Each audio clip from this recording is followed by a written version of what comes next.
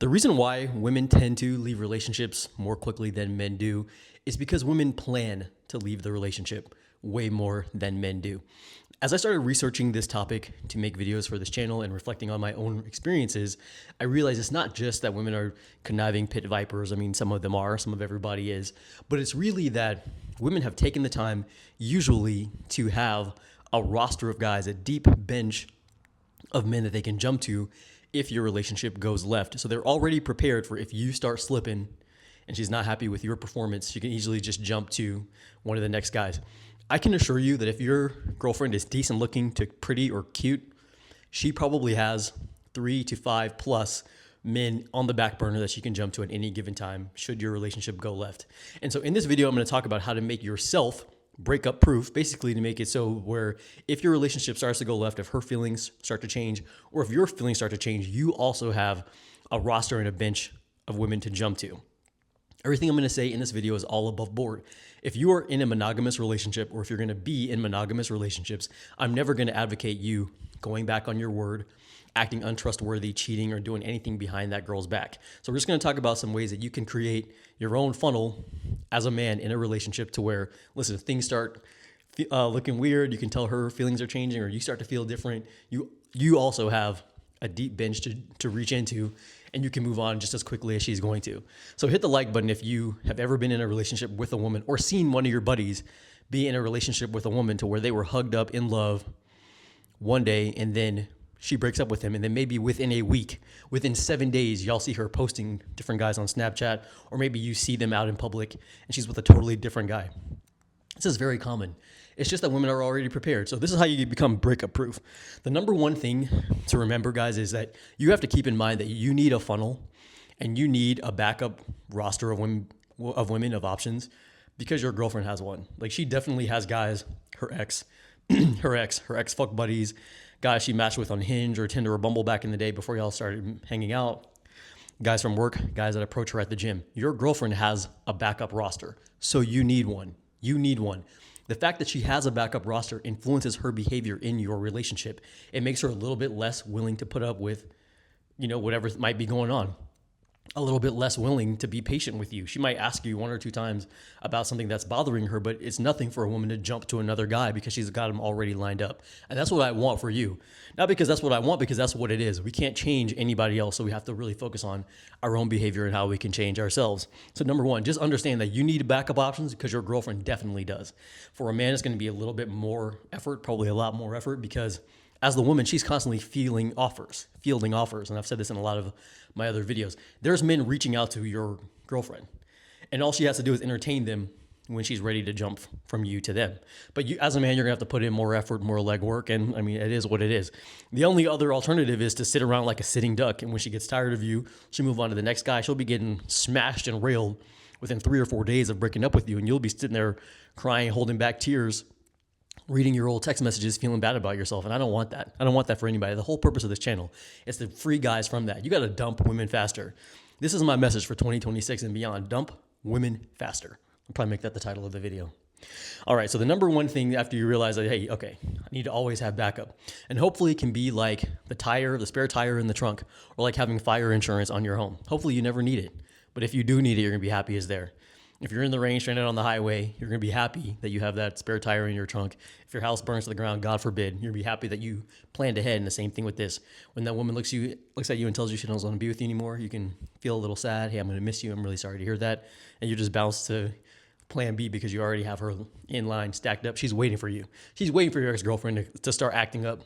As a man, this also gives you more power in the relationship. You're going to act differently when you know, well, shit, I got 4 other girls who I can be with. If she starts tripping, if she starts playing, giving you attitude, maybe the sex isn't where you want it to be, you know for a fact you could reach back into your back pocket and pull out another option as well. It's just going to change the whole dynamic, probably make her more attracted to you. You can show up more masculine and strong in the relationship. Everybody wins. All right, so the number 2, I guess the number 1 thing that you're going to do here is make yourself the center of a hobby. So a lot of advice about men making friends, meeting women is going to say, oh, join a hobby. And that's fine. But a lot of women, just because you have a hobby doesn't make you attractive to the woman. It doesn't mean that you're still just going to be in a group of horny guys that also tried to meet that hobby, tried to do that hobby to meet women. So you got to choose for a hobby, select for a hobby that is already going to have a lot of women in it. So you can become like the hiking leader or something like that if you want to, but I would suggest that you choose a hobby that women are going to be attracted to. Some of the things I have on this list are astrology, yoga, Latin dance like bachata, salsa. Maybe you can do like a small dog meetup group where y'all get together and y'all walk with like French bulldogs, some little dog that a woman would have. And so not only do you get a hobby, that's such generic advice. The next step that you do is you make yourself the center of the hobby.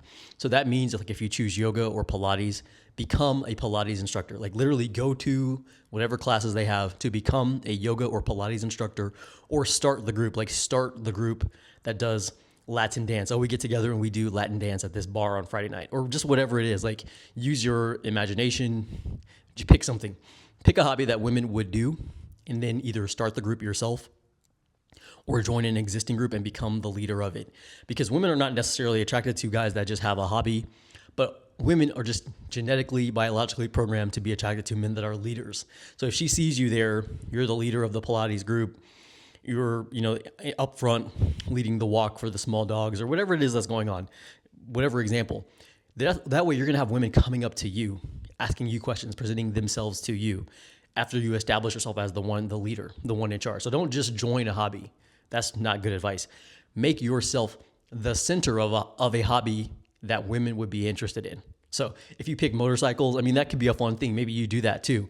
But there's not really going to be a lot of women that ride a motorcycle by themselves. A lot of the women that come there are going to be there with their boyfriend or husband. Choose something that single women would go to. And there's plenty of things. Astrology, maybe you get together, oh, hey, you start a group that you meet up in a coffee shop and you guys read tarot cards, or you do witchcraft with herbs. Yeah, it sounds gay, but this is the type of thing that tons of women will come to that, and they'll be asking you, oh, what about this? What about that? What about this? And in that way, you start to meet women and bring women into your life. And you can do this in a relationship because it's not shady. You don't want to, if you're in a monogamous exclusive relationship, you don't want to be on dating apps. You don't want to necessarily be doing anything that's going to make your girlfriend suspicious of you, but you're like, oh, I'm just having an interest in yoga. I'm going to be just starting the yoga group. We're going to get together and do yoga in the park on Sunday mornings. You start meeting women. So the second thing is, and this is directly from one of my mentors, Owen Cook, you need to create an Instagram for the group and then also for yourself. So that way you create an Instagram that has a couple cool photos of you, your name. There's videos on how to do this. I'm not going to get into it, but the Instagram is like how you start the funnel. So you have the women that you're meeting through the group, and then you can say, you might not want to get their number because if you're in a relationship, you can't be texting all these different women, but you can say, hey, add me on Instagram. You guys add each other on IG, and then you can keep up with that girl. She can ask you questions. She can comment on your pictures. She can like your photos, your stories, or if you're watching this in the future, whatever social media app is relevant at the time, or whatever is like this Instagram in the future. It was MySpace. At one point, it was Facebook. At one point, now it's Instagram. In the future, it'll be something else.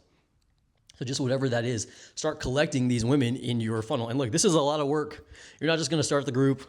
The first time you start that group, nobody might come.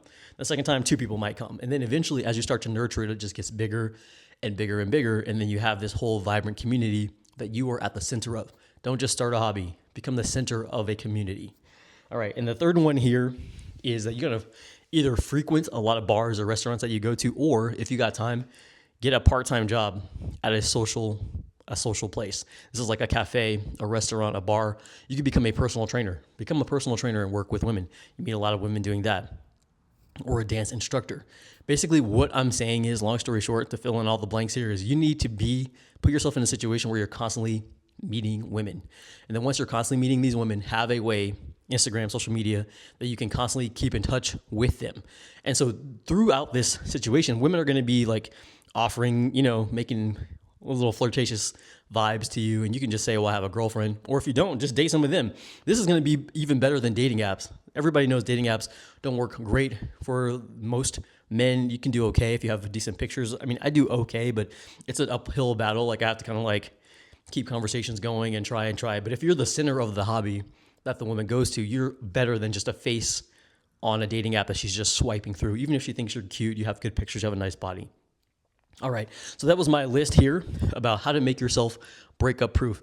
Mostly it just starts with the mindset of realizing that your relationship is just words and feelings. It's your relationship that you have, even if this woman is looking you in your eyes, dead in your face, and telling you that she loves you, it's very temporary. It's just based on her feelings, her emotions, and you're probably not going to be able to show up as 120% attractive to one woman all the time.